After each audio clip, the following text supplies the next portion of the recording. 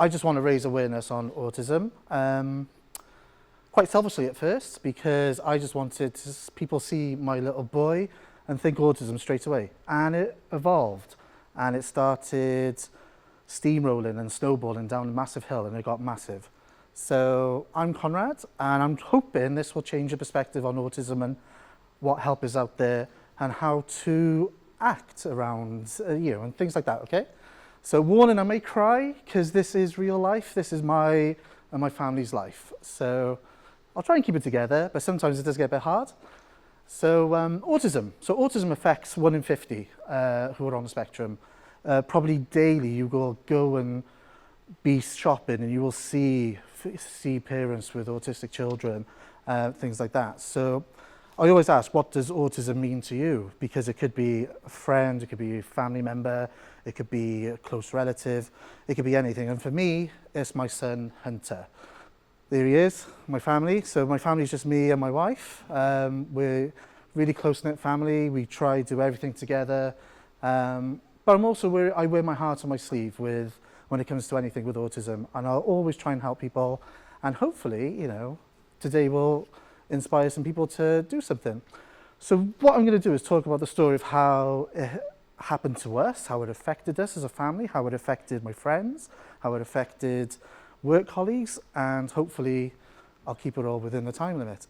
So it all started off in a little nursery in Nantymoel, which is great because obviously TEDxNantymoel. So my son was 2, he wasn't really talking much, he wasn't really sociable. So every time we went to the nursery, Hunter's been naughty, Hunter was slapping, Hunter was pushing people over. Because he wasn't like trying to be talkative about it, you know, it was really hard picking him up, and that anxiety of when you're going to the nursery to pick him up and think, oh, what's he done this time? What's he done this time? Because obviously we didn't know about how his brain was working, how he was triggered. So Lisa Dodds is a name I'll never forget. I'm starting now, crying.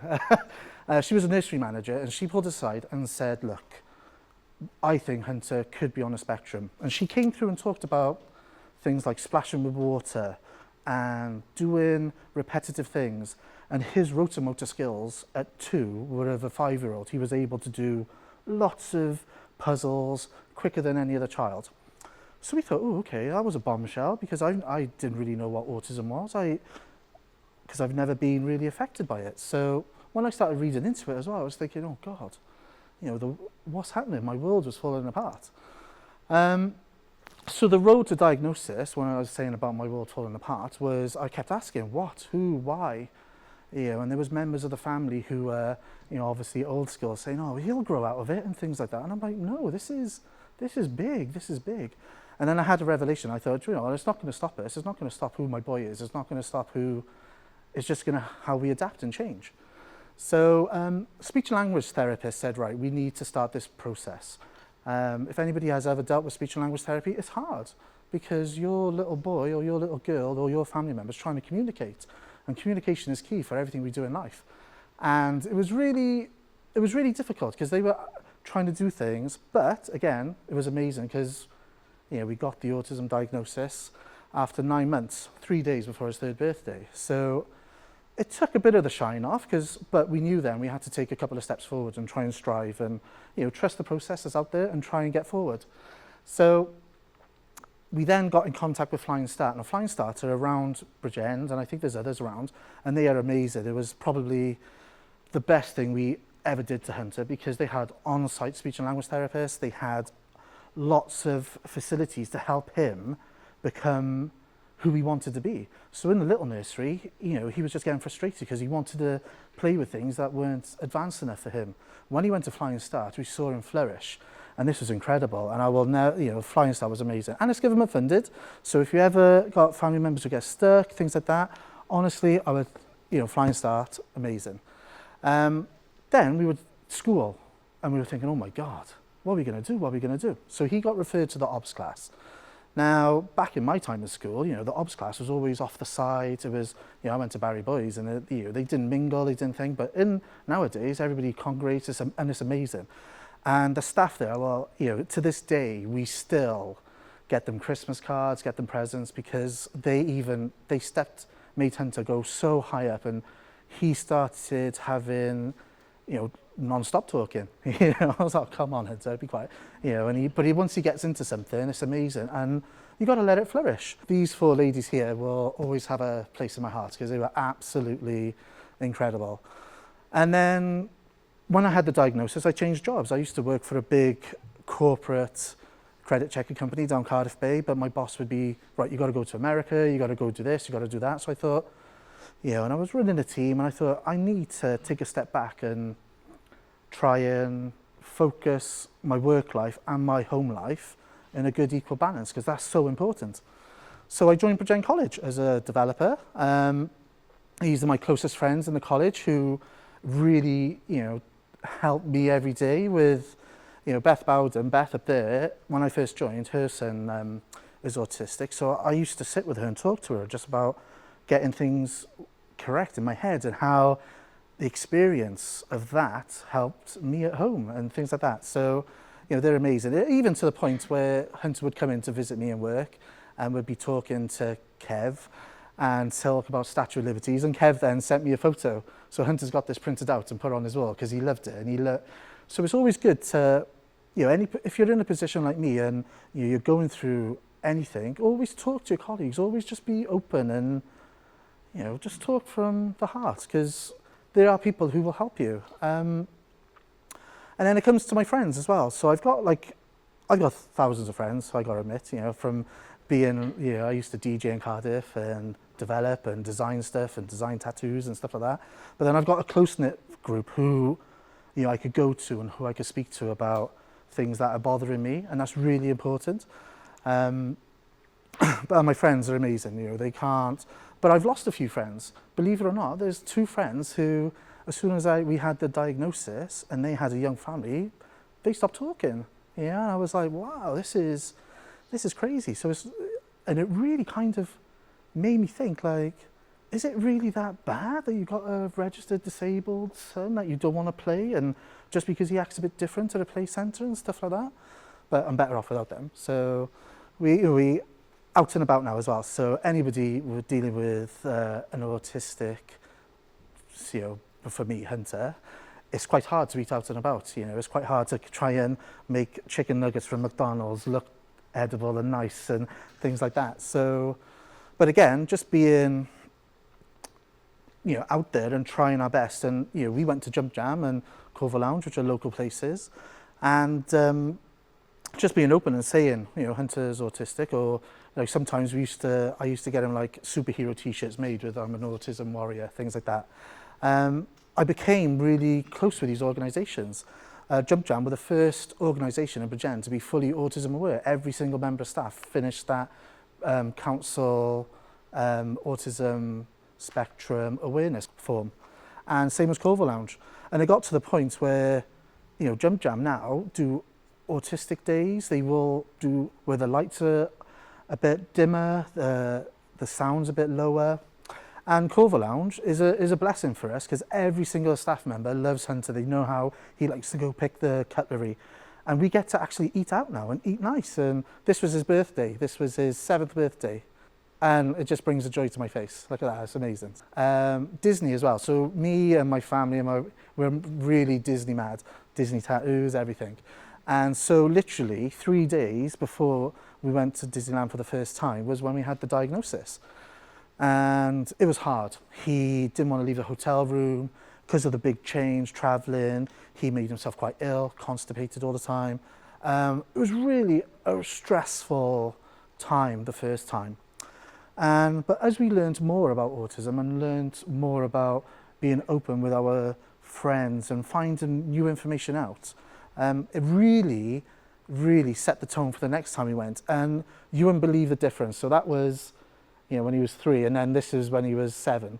And look at the big smile, the difference, just by tweaking a little thing, talking to him a lot about it. And it really made a difference. So, lush hair, isn't it? Don't know where he gets that from. Also with Disney as well, which we found incredible, was the film Inside Out. Now the film Inside Out was all about emotions and everything, and Hunter really started getting obsessed with it. And he was able to communicate his emotions with us by talking about anger and talking about sadness. And I'm all for that. I'll watch a Disney film with anyone, you know. So it was great for us that he was able to relate and get more confidence with telling us when he's sad and things like that. And then Lego came along. Now this is incredible. So he started creating his own world, and now he's created a massive world. I haven't got a conservatory anymore because it is full of Lego, but he's created a world and he's called it a bobslim. They're all on YouTube. He edits, puts them up, does them all himself. You know, like I'm a nerd and I'll build websites, I do video, everything. But he's gone and done this himself, you know, using his iPad, using the Mac. And they're all on YouTube. So there's loads of videos of him recording himself doing it. And it's so amazing to see because, you know, only like 5 years ago, he was a shy little boy who couldn't even communicate that he was hungry or. So it's really, really, you know, I'm so proud of him. Minecraft now has come in. So every morning he gets his iPad, Minecraft, Daddy Minecraft, Daddy Minecraft. But there's an education mode in Minecraft, so I've put that on there for him and it's incredible. And not just for any kid on the spectrum, for anyone, it's quite intuitive and really good. So ups and downs. It's not all roses. I know I'm coming across being a positive and, you know, because I am that type of person. But there is downs. There's been times where we've had meltdowns in Tesco's and getting looks off people.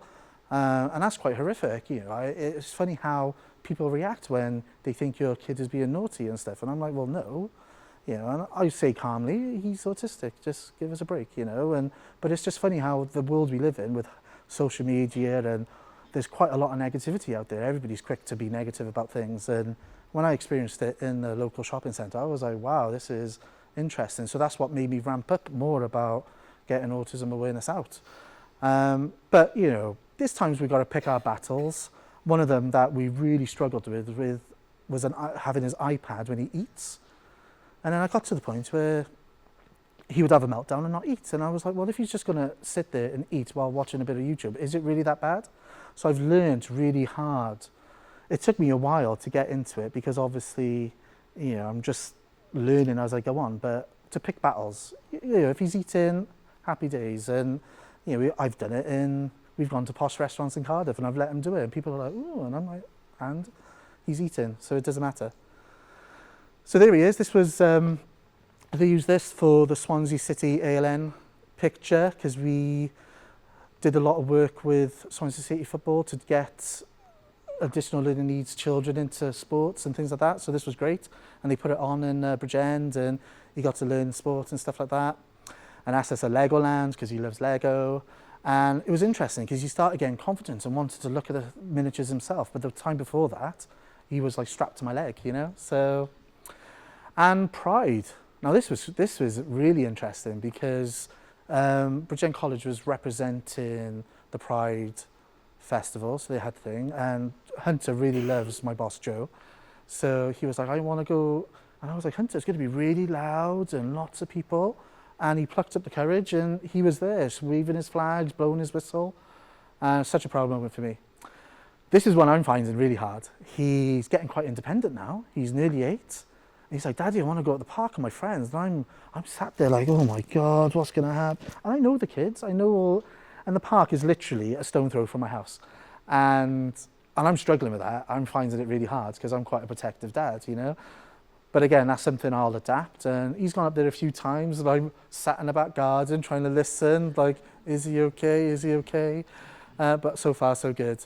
And yeah, so I just fill it up with pictures and stuff. So videos. So I asked, you know, what does autism mean to you? And what I did, I sent out an email to a few of my closest friends and colleagues and I said, I'm doing a talk and I would like just maybe a 1 minute, 2 minute video and just what does autism mean to you and how has Hunter changed your perception on autism?